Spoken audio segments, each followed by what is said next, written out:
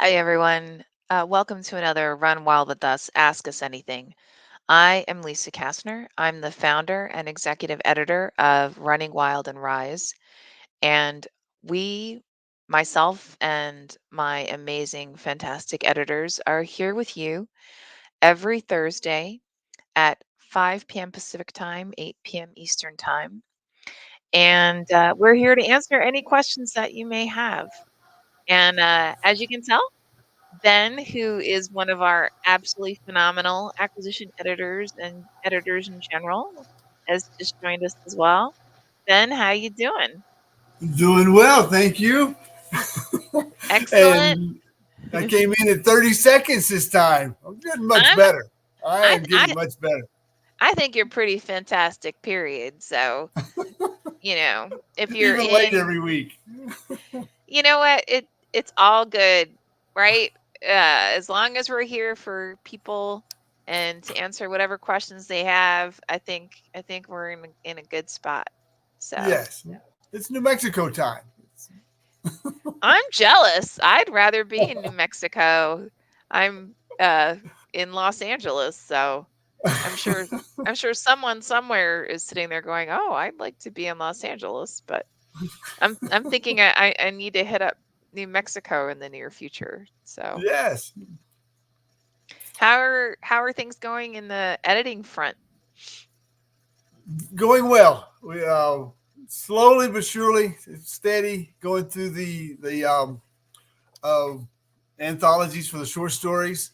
Mm. Uh, I'm alternating one for Rise and then one for Running Wild, and then so they're coming hand in hand. They're coming along, but which is good because Rise is the first edition, so it's exciting to get that one done for the first time, and then this is my fourth one, I think, 4, 5, 6, and 7, yeah, and Running Wild for the short stories. Oh, So that's it's good. fabulous. Yeah, and it's good to see some returning authors, some names I recognize, Oh, and and stories we from people we've seen. oh yeah. And I finished the first novella for Rise anthology that'll come out next year, Yeah, and I'm gonna start looking at submissions for both Running Wild and Rise novella anthologies in the next. I'm probably gonna start really looking at it in this October or November. So I agree. It's just an absolute blast yeah, to find new voices, find new stories. And we've been blessed with some really amazing stuff. So lots and lots of fun. yes, Um, and and I'm probably enough stories already coming in for at least for Running Wild for mm, Anthology 8, where where we have that many coming in since we've chosen the ones for Anthology 7. wow, that's impressive. Yeah, there's quite a few new stories that have come in. Well, word must have gotten out about your amazing editorial skills I'm because sure that's it. I am sure. that's got to be it.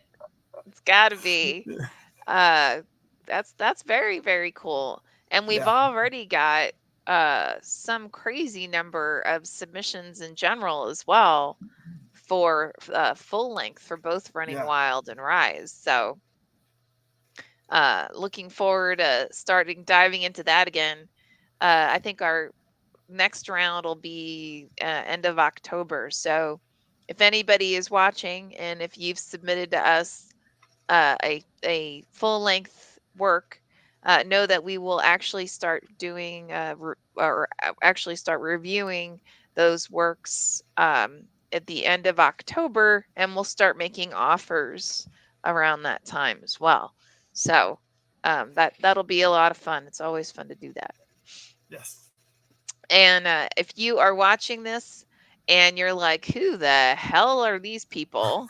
I'm Lisa Kastner, and I'm here with Ben White, and we are two of the editors who work for Running Wild Press and Rise Press, and we are here with you to answer any kind of questions that you may have All you have to do is pop your questions into the chat, and we will be more than happy to repeat the said question and then respond to those questions.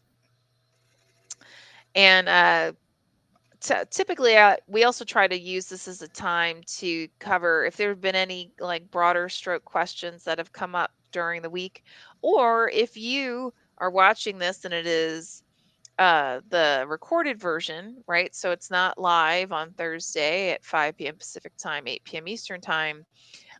What we try to do is ensure that we actually address any kind of questions that you may have, that you may have popped into the chat during the week, or that may have come up in general during any kind of questions that we have with our authors or potential authors. So, Caroline Davenport says, "Great to see you both, as always. Fabulous to see you as well." Caroline's one of our phenomenal authors who we will be publishing in 2023, I believe. So I can't wait. That's going to be an absolute blast.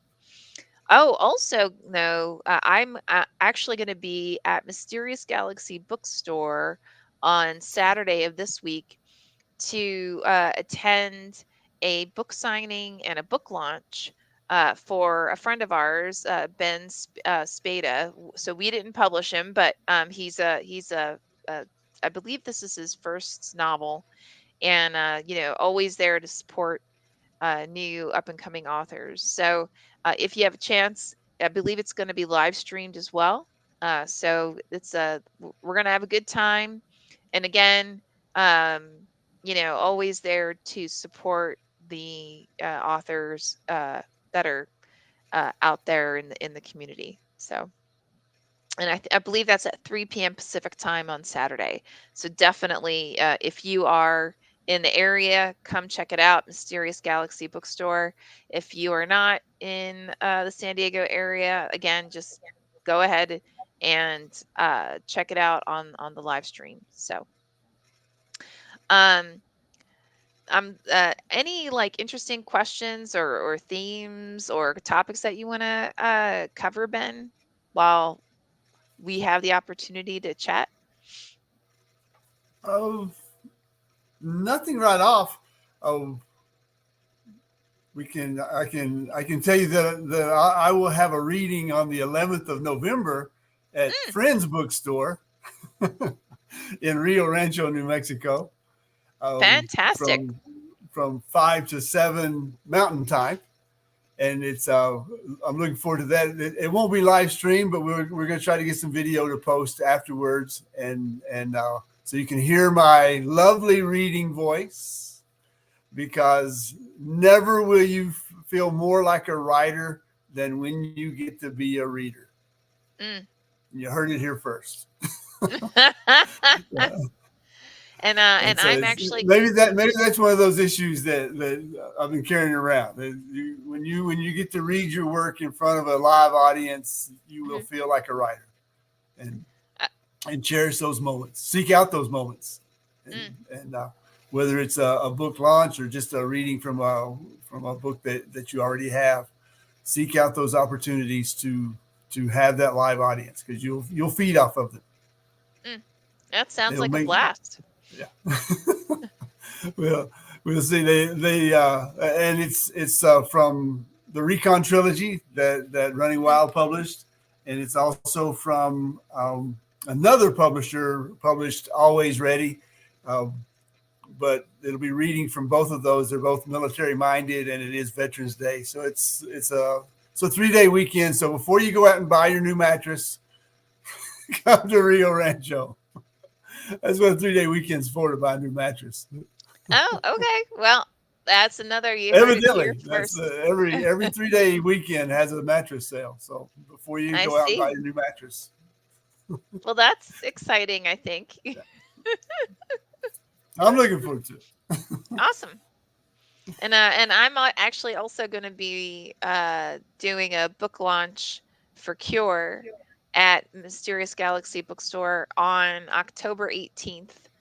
And that should be a lot of fun. I'm going to be interviewed. It'll be a fun dialogue with Jonathan Mayberry, who's one of our amazing.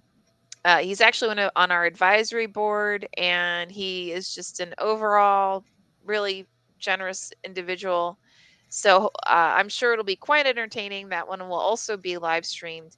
If you want to get a book plate, my recommendation is if you want to have a book signed, please go ahead, order the book from Mysterious Galaxy, order Cure from Mysterious Galaxy, and put in. There's a portion where you can put in like commentary or any kind of additional information you want them to know, and just let me know what it is you would like me to sign, and then I'll sign it, and I'll take care of that the next time that I'm at that bookstore, so that way you get exactly whatever custom signature that you want. Um, and I also am going to have book plates so as well. So if let's say you uh, for whatever reason you can't get the book from there, and but you still want a signature, again, not a big deal. I'm more than happy to go ahead and sign a book plate for you. So uh, and that I mean, and that's like the really big, I guess, excitement is that we both seem to be talking a lot in the next 2 months. Caroline, it's great to see you too. We'll go back to that. Yeah, Caroline comes in with all kinds of fun and exciting questions. So it's always a good time to see her here. I have, Caroline says, talk about how you connect with bookstores. Oh, that's a good one. I don't know, Mm-hmm. Ben, if you want to start that one. How do you connect with bookstores? I just go in and talk to the manager, and uh, with the local ones that I said, can you support a local author? How would you support a local author? And for this upcoming reading, it's a relatively new bookstore that they weren't accustomed to having a reading, so they said, well, we've got to take it to our board, and so I said, Oh, well, great. Here, I'll write down my information, and here's the book. I had a copy of the book with me. Um, it was the only one I had, or they asked her, "Can you leave it with us, and we'll take it to the board meeting?" I said, "Well, this is my only galley copy, so I better hang on to it." And but then it wasn't a week later they came back and said, "Yeah, the board is excited for it to happen, and we want to make it happen on Veterans Day since it is a veterans book." So it's just going out and uh, shaking hands, meeting people, and once you pull them into the network, because there you'll find I think you'll find that people who work in and own and run bookstores are interested in books and reading and literary events, and so they will be open to it, and it's a good conversation to have. And mm, so it's just a matter of opening the door and walking in and saying, "Here's what I've got. I'll read for you? Can we hold a reading, or how can you help me promote this book?" And they're usually pretty receptive to it.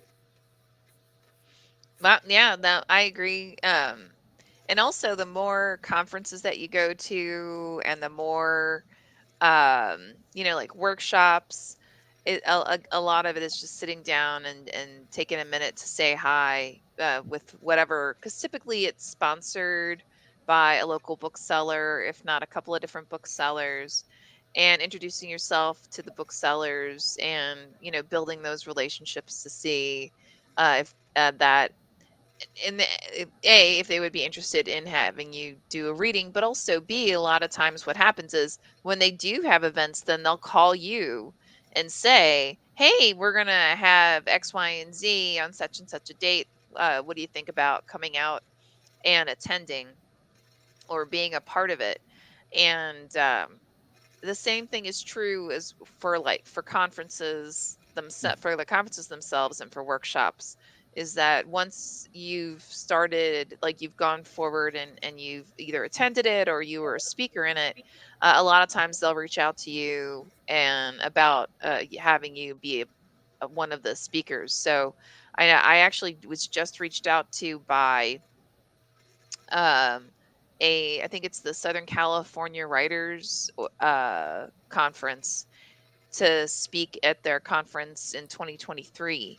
And just, it was a generous recommendation by someone who attended their conference this past year and had told them, if you want to have an independent writers organization or a publisher speak, then they recommended us to come forward. So um, uh, anything like that, and honestly, I really think it's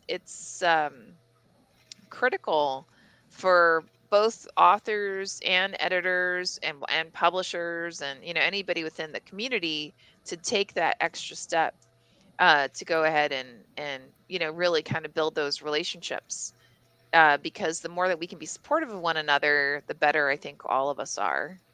So, And uh, that opens up the local libraries. The local libraries are community focused in the first place, so they love to support someone from the community to have that kind of reading, and or just to be in the library and say this is my book, and because librarians love books. I don't know if you know that or not, but they do. and well, oh, go ahead, and Lisa. that's a great point. So, well, another great thing that you can do is, like, if you're part of an anthology or part of a collection, or you're being published by a publisher that there's a lot of people locally from your community who are being published in it. Uh, Take the time to seek out other authors from that collection, and then reach out to the different uh, libraries and booksellers and retailers who would normally carry the book, to see if they would be open to having a live event, because it's a great way that everybody within that anthology or that collection can really be supportive of one another. So Caroline says, so when an author, yours, not just me, connects with a local bookstore, would you come, like, to the Cape where I'm at as your publisher editor to speak? Yeah. I mean, as long as I'm available. I don't know, Ben, how about you? Would you come out to a local book Yeah, selling? it's give us a good lead time to work it into the schedules because of the daytime work. Yeah. But yes, it's a great effort to support any author that we've published, and and it's very supportive again to bring in the sub network into a new part of a sub network and make it a network, and it pays off all the way around, and if not just support, but uh, getting Running Wild Press out there. Have a great guest room. I'll be there tomorrow. You will too. Look out. Yeah. Literally this time tomorrow.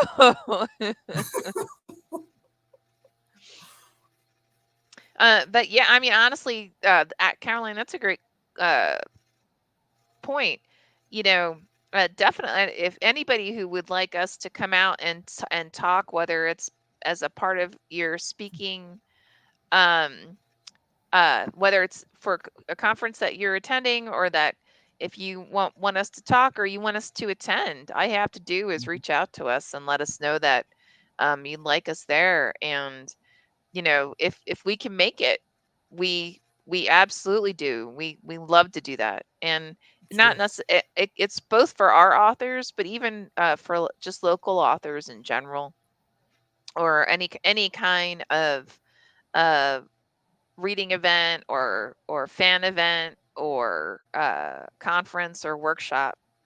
Just let us know, and we're happy to come forward. So Or even in today's environment to zoom in if nothing else if the technology is there for us to zoom in, it's certainly do that for sure. Oh yeah, absolutely. 'Cause We've done we're that good quite on a bit. screen. Well, Ben is clearly fantastic on screen, so you know, no question there. I'm well practiced. He is well practiced, absolutely. Lately I've been getting more questions from authors about like what's the best way to promote their work, and which I think is a kind of a natural segue, Caroline, to your questions about um connecting with local booksellers and so on. And I just attended a really good event sponsored by IBPA. IBPA is an independent book publishers of America, and they talk about the best way that you can ensure that you have successful not only events but like a book, basically a book launch, right? So that you have the greatest likelihood of having the biggest number of sales, and people just basically coming out and getting engaged. So usually it's best to start really actively with that, like 90 days out, meaning reaching out to your potential audience. Oftentimes it's doing something as simple as figuring out what are comparative titles, right? So, like, let's say you wrote a thriller, and you can go back and look up bestsellers, best-selling thriller books, most recently, and look in their comments and see like where do these guys go and talk, right? Why were these books why did they sell well? Why were people getting engaged? Why are they actively seeking out these authors? And that can kind of help guide you in terms of how you want to approach your publicity and your marketing and your online presence. Reaching out to all of your local booksellers, or even the ones who are going out and that are all online, right? It's doing that as well. So it's not starting from scratch. There's so much information that's out there already that you can leverage, and that'll make your life so much easier. I mean, it's still work, right? It's still promotion. It's still really actively doing reaching out to your potential fan base, but it's starting off with knowing who your fan base might be, where you might find that fan base, and how they actively engage now with other storytellers. So Caroline says, get ready guys, we are going to the vineyard. I have friends. Yeah, I have no doubt. It's been a little while since I've been on the Cape, but it's always been a blast whenever I've been there. So, Ben, have you ever hit up Martha's Vineyard before? The closest I've been is in Boston. That's not bad. That That's counts. close. That's close. Yeah. And that was on a couple of Coast Guard trips up there for temporary trips. I was never stationed there, but Mm, the enough to get a flavor of Boston as a old nautical town. So it was kind of cool. cool. Yeah. That sounds like fun. And but also L.A. Long Beach. Been out there many times. Oh, The Queen Elizabeth too is ported there by the prison. The Coast Guard is out by the prison in L.A. Long Beach. mm. It's low Well, rent. I have not been to New Mexico as of yet, so I know I'm gonna absolutely have to hit it up now that we have you're such a distinct presence there. I'm sure. Oh yeah, just ask anyone. They'll tell you where I am. Caroline says the vineyard was where my writing career started. Well, wow, that's pretty cool. Ben, how about you? How did your writing career start? Uh, the first thing I ever remember writing was a Uh story. oh. It was a a story that was prompted by my sister watched the was we were watching the movie The Birds, Mm. and my sister said something like, "That's a typical Hitchcock ending," and well, they just drove off through the birds. So okay, that's kind of cool. So my first story was about a box that was open, and there was a noise coming from the box, and I got closer and closer to the noise, and then when I got to the box and looked in, I fell in, and the lid closed. Oh, That was it. okay. I may have been in the second grade, and then in the sixth grade, there I was more interested in poetry, and turned in some stuff to an English teacher who it was sixth grade. It wasn't as good as my box story in second grade even, but the teacher appreciated the creativity of it, and at the end of the year, they awarded me with a creative writing award. So I said, oh, this is kind of cool to get some recognition for something you enjoy doing anyway. And then you flash forward to um, when I came out. I had a 2 year degree, but when I came out to New Mexico to finish school, the plan was to get a degree in philosophy, which I Mm. did. But then I needed either a minor or a second major, so I went across campus to the psychology department, and they they they kind of let me in the classes. But when I said Sigmund Freud was kind of an idiot, they invited me out of the classes. So I went back across the campus and found the creative writing department. And I said, "Wait a minute! You can get a degree in something you do anyway. This is great." So I double majored in philosophy and creative writing, and was been writing ever since.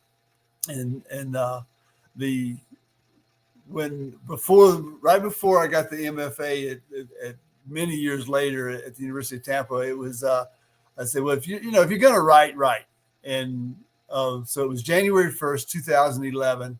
I started my New Year's resolution was to write every day, write a poem every day. I made it to March 24th, and I was tired, so I didn't write anything on March 24th, 2011, but I didn't like the way that felt. So ever since then, starting back up on March 25th, 2011, I have written at least one poem a day and that's what, 12 years now, going on 12 years now. So it's Wow.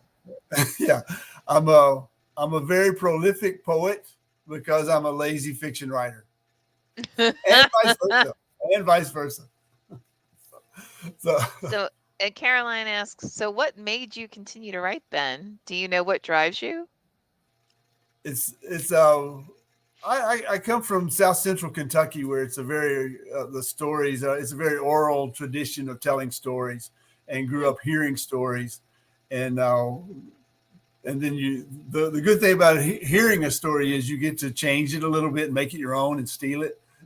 And but if you write it down, people will hesitate to steal it or change it around too much, even though they still do. But it was like my grandmother in Eastern Kentucky told the story about the three little pigs, but where most people started off with once upon a time there were three little pigs. My Hmm. grandmother started it off with one time the old sow came out and said, "You three got to get out of here and go fend for yourselves." So when you have that background, you just come out of that oral storytelling tradition, and Mm. the and so writing was just something that I was always around and enjoyed doing. So it's been a part. You'll rarely see me without the pen and the journal. That's very cool. Very, very cool. Yeah, I don't my it's fun. My father was a journalist and a radio personality, and growing up, we weren't allowed to have any kind of dialect. We weren't allowed to. I wasn't allowed to have use contractions like can't, won't, because that's improper English. Yeah. No improper English. I grew up writing AP style, so actually for a while I assumed that I would be a journalist Mhm. because it was like second nature, since that was, the core of the writing style that I grew up with. And I actually don't remember the first short story I ever wrote. I do remember, for me, writing journalism style is like second nature, and I do know where that originates from. But um, what drives me? I'm like in uh, potentially um, toxically curious. So when I read a new writer, or when I read an author and you know it's a really interesting writing style, or the narrative, the way that they're actually forming the story, the different craft techniques that they're using, when they do something that I'm is new or interesting to me, I have this need to go back and break it down and analyze it and understand how they did what they did. And you know inadvertently, what that means is then it becomes part of my toolkit, because I've broken down exactly how they were able to accomplish whatever it was that they were trying to accomplish. And it's funny, I actually recently, I'd say in the last several weeks, I was having a conversation with a good friend of mine about different mystery writers, and he had commented how he absolutely hated Agatha Christie, because Agatha Christie, she didn't give you it, like it was just like all of a sudden the story ended, boom, and it's just done, right? So, and now here's the answer to the mystery. And then if you go back and reread the story, there are no hints in her storytelling to tell you what exactly, who did it, right? From the who done it's. And that didn't actually bother me. I have no idea why. I actually always found this to be quite funny. And because that was her formula, that was Agatha Christie's formula. She would set things up, and you've got Perot or whomever it may be, and you've got this big who done it, and then all of a sudden, boom, it's the dog did it, and you're like, huh? There was a dog? When did the dog get introduced? I don't remember that. It's because the dog wasn't introduced until, page 10, 10 pages away from the ending, or 5 pages away from the ending. And, you know, I don't know if that kind of thing, it not bothering me, and instead just kind of acting as a guide for me to go back and deconstruct the story and see how things could be done. And then, yeah. So other than that, I don't know. I might just be full of crap, and that's why I keep I just keep Turning telling it the out. story. Right? Exactly. Yep. And if there's something fun to do with it, right? And honestly, plus there's so much nonfiction that there's so much things that are have happened in real life that are so bizarre that you can use as a baseline for your non for your fiction, that I mean, I'm just like constantly inspired by all the wacky crap that people either are currently doing or have done historically. So, and that's where a lot of Cure came from. And poor Ben was the editor for it, and I'm sure there were several things in it he went, what the hell is this mess? And went back and looked it up and went, oh my god, this is real, like people do this, like, yeah, people do this. I couldn't not use it. It was so crazy. So It was written so matter of factly. It's got to be true. absolutely. Has to be true. Who needs to look that up? Look at the way it's just got to be true. Wow, how can that not be true? Who can make that up? Caroline says, does both of you feel as though your curiousness extends to what drives the emotional feelings of characters? Oh, wow, that's a great question. Ben, what do you think? Absolutely. I think though that curiosity that gets you out of your comfort zone, um, that draws you out, whether it's from New Jersey out to L.A. or whether it's from South Central Kentucky out to New Mexico.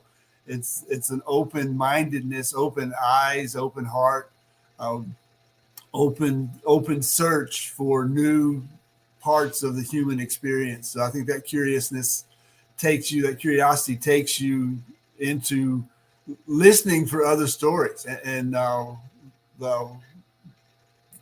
capturing the stories that you hear, and whether you put it in a poem or into a character, it's taking the human experience and fictionalizing it, but with a certain degree of honesty, and that's good. Curiosity helps you grow and helps your honest view of the world grow.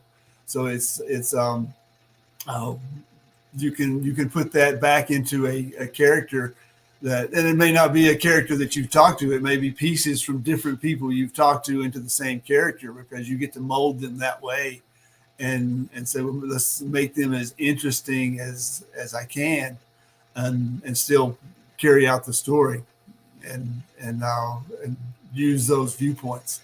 So it's a matter of listening to the human experience stories, and then putting them in the writing, and remembering them. You know, this good stories make good stories, and whether it's in a poem form or a novel form, good stories will bleed over into that. Say, let's make this character like that, like that person. Yeah, I mean, I think too, some of the most effective authors are really highly empathetic. And, oftentimes it's trying to think through, like, why would this character do this, right? Because I think every author experiences this. You may have, whether you outline something or not, you'll free write to a certain extent, right? Exactly what the story is.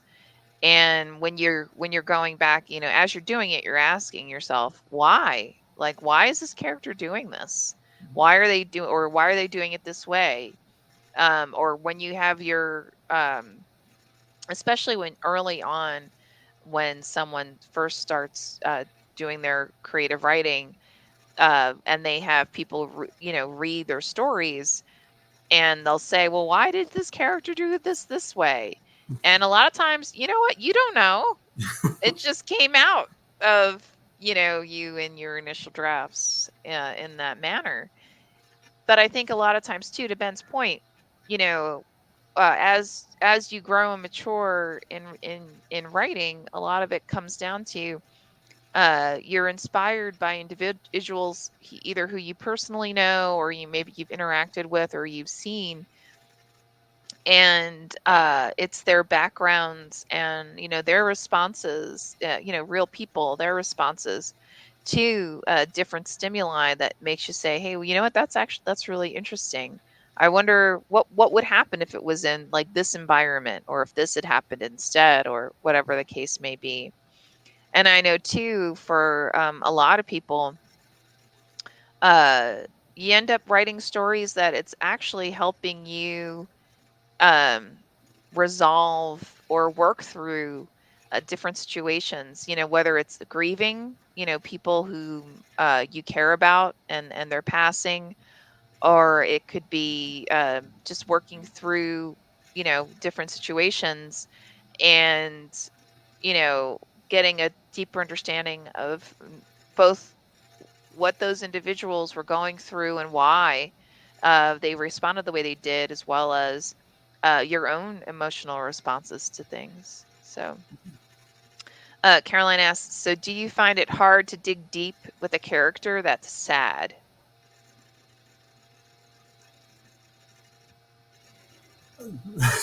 uh, I'm thinking of a character I have.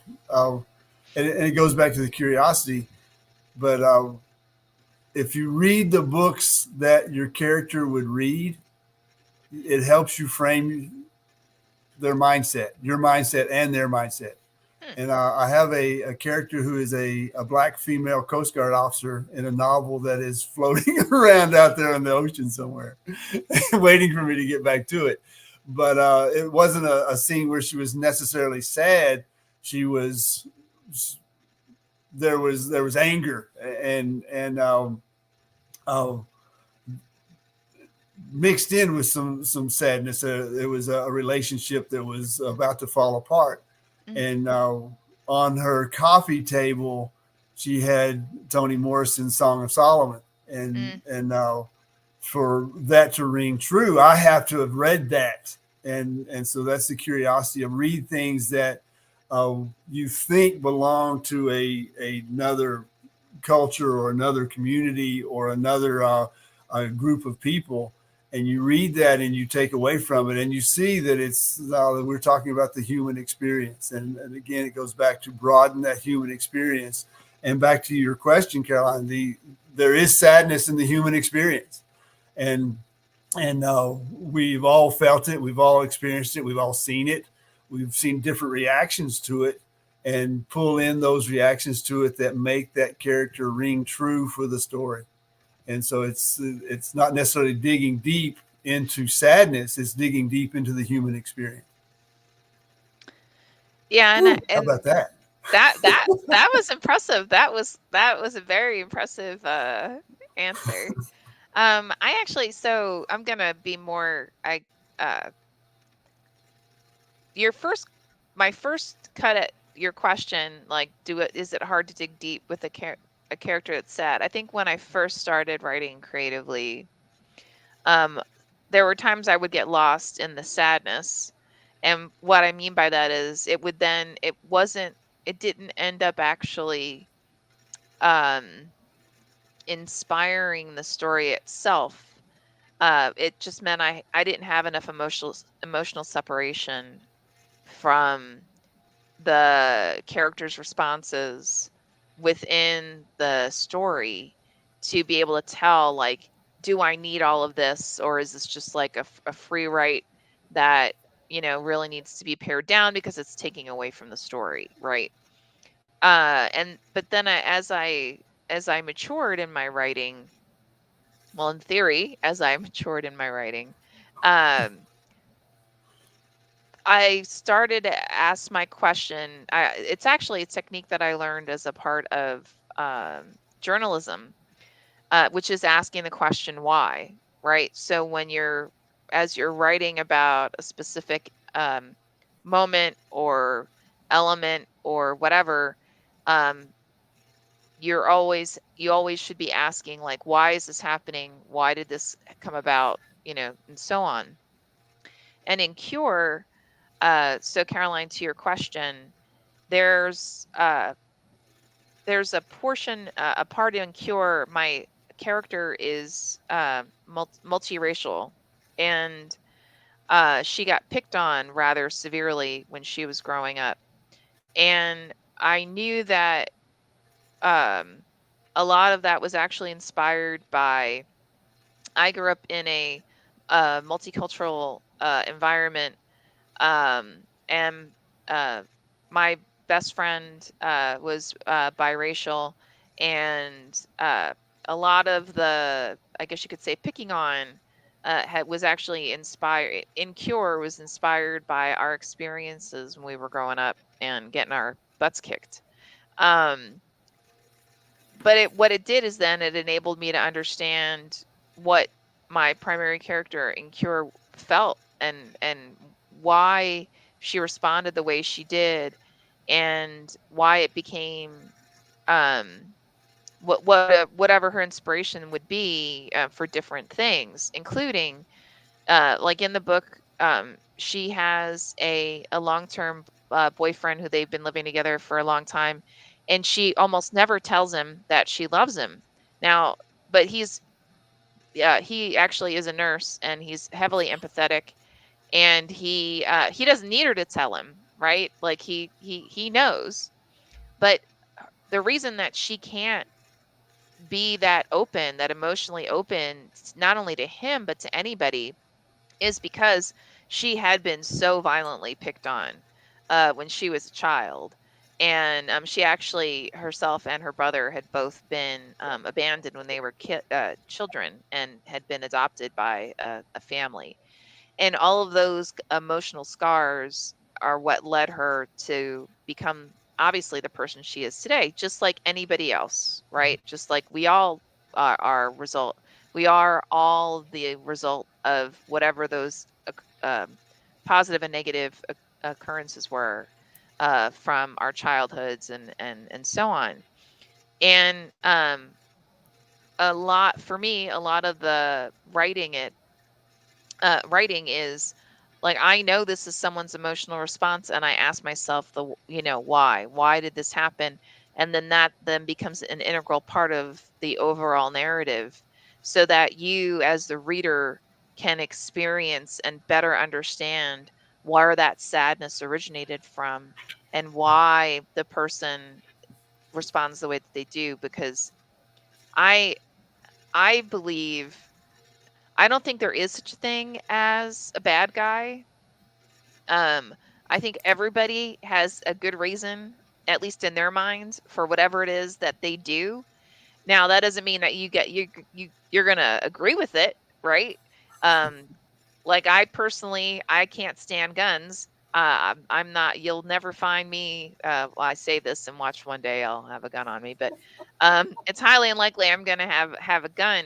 But somebody else will find it as a like a form of comfort, right, to have a gun on them, you know. And some people view fights as positive ways of resolving conflict, and others avoid fights with all their worth. It's just understanding what that stimulation is, and then and digging into that. So that was quite a lot of blathering that I don't even remember where I started. Very nice. I don't know. So we got less than 15 minutes left, guys. That's kind of crazy. So if you are watching, then and you have any kind of questions, please feel free to go ahead and toss your questions into the comments section, and Ben and I will be more than happy to respond to your questions. And if you are watching this and it is not between 5 and 6 p.m. Pacific time, 8 and 9 p.m. Eastern time, not a big deal. Just go ahead, toss your questions in the comments section, and we'll be sure to address them in subsequent sessions. So Caroline says, amazing to me to find other writers, both of you, that experience what I have as a writer. Other than my agent, Clyde Taylor, never heard many others writers' stories other than books. Thank you.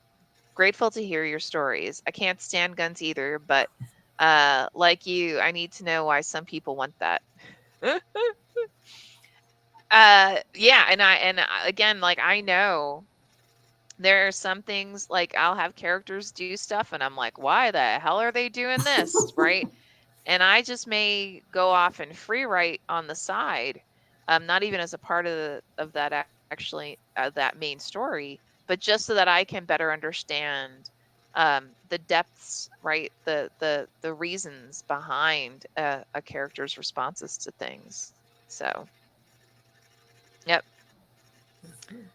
It reminds me of the night the NRA gave me a call, and I Are answered you the phone. I serious? usually, yeah, I usually don't, but the NRA called me, and I didn't know it was the NRA, but I answered, and they were doing a membership drive, and they wanted to know how quick I would join up, because they must have found me on a military list with 2 years in the infantry and a qualified expert marksman in two different services. But I told them, no, I don't own any weapons, and I'm not really interested in joining the NRA. And they said, why not? And I said, because when you own a weapon and you fire it, you have to clean it. And I've cleaned too many of them to, Did you to say want to that? clean anymore. Yes, that was my. They haven't called back since. All which is a great right. story. I've got that in a poem somewhere. But it's just a great event that so many things go on. It's like whatever you think about Charles Bukowski in his personal life, his poetry ranged from everything that ever went on. He put in a poem, Mm, and he made it a point. And it's that's the skill to look around you and see the commonplace and draw enough meaning out of it to put it into your writing. mm. And I said, this is where I get my meaning. This is what I make sense of. This is important. And then find the readers who know what you're doing, because they may not, they probably haven't done the same thing you've done or said the same thing you've said, but they have said things in their own right that lead to experiences that are worth writing about. And I and that's when you get the poimoire. I did realize, I'd say about 5 years into writing, creative writing, actively, that I avoided conflict in my writing, like just because I avoid conflict in life, right? I don't seek out, unlike some people who seek out, arguments, and they seek out having, some type of like active dialogue on something. I actually quite naturally more so, I love having conversations, but I don't enjoy conflict. And it took me a while to break that, right? To get past that need to not have personal conflict and not allow it to bleed into my writing, and actually allow allow my characters to have conflict. Because honestly, the most boring thing you can ever read is something that has absolutely no conflict to it. Um, but it's actually a great way to work through different issues and things that are going on in your life or in the world around you, is to have it, bring it forward within fiction. So, and that took me a while to learn. Yeah. And the tension helps explain why characters change, Mm, because even in your own personal lives, you've seen people that you started off hating and you argued with, and they will turn into the closest people in your circle of relationships, and because you've gone through that together and you've understood each other. So sometimes conflict leads to that understanding that leads to a change, and your reader will get that. Say, wait a minute, these two hated each other. Yes, they did, but now they don't. well, and to your point, I think a lot of times in our personal lives, if you come in and you're like, God, I can't stand this person, I don't know why, and just breaking it down and figuring out like, oh, and getting an understanding of, why are they responding the way that they're responding, right? And that can definitely draw you together, because most likely, if you don't care for the person, they probably don't care for you either. And it's probably over a trait you share that you That's both have. true. That's true, that you both probably don't care about your own self, but Yeah. you haven't necessarily had that self-actualization yet. And so you're having that epiphany through the interaction with that other party. So, yeah, absolutely. Yes. So, yep, writing's a great way of self-analysis. Uh Caroline says, drama and drama. We all have it, no matter how it plays out, or a problem you have to work out. That is true. And a lot of times, the when you talk to authors who write in specific genres, a lot of those who come up with, like new and interesting topics, it's because they read somebody else or watched somebody else's story and said, "Man, why did they do it this way?" Right? And then they sat down and like worked out whatever it is that popped in their head in terms of, like a new way of doing things, and worked it out. So that can be a lot of fun. That can be a whole lot of fun. Yeah. Yep. So, all right, guys, you've got all of 5 minutes for before Ben and I are gonna pop off. But until then, Feel free to again, just go ahead and toss your comments in the comments section. Also, if you've written a short story or a novella, don't forget to send it to us through Submittable. We would absolutely love to read your short story or novella. And if you've got a long form, whether it's creative nonfiction or fiction, definitely pass that along as well. We would love to read your work. Now, one thing to keep in mind is that we only publish, usually it's around 10 to 15 stories per press per year. So what that means is that limits the number of titles that we actually can acquire. So if you do get turned down, please don't buy us. Please don't be discouraged. I usually will recommend either A, if we don't tell you why, just go ahead and ask us why, or B, and that might help guide you in terms of a revision process, or B, use it as an opportunity to go through another round of revisions and then send it back to us again. We'd love to check it out.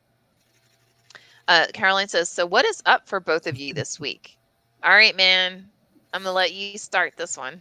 All right, What? I'm gonna show you a glimpse of the world of work of Ben. Mm. This, let me get Oh, on the good screen. Lord. That each folded page is a poem that is needs to be sorted out and either typed up or just folded back over and put in the box. That's what happens when you write a poem every day for 12 years. And some of them you like, one or two of them you like.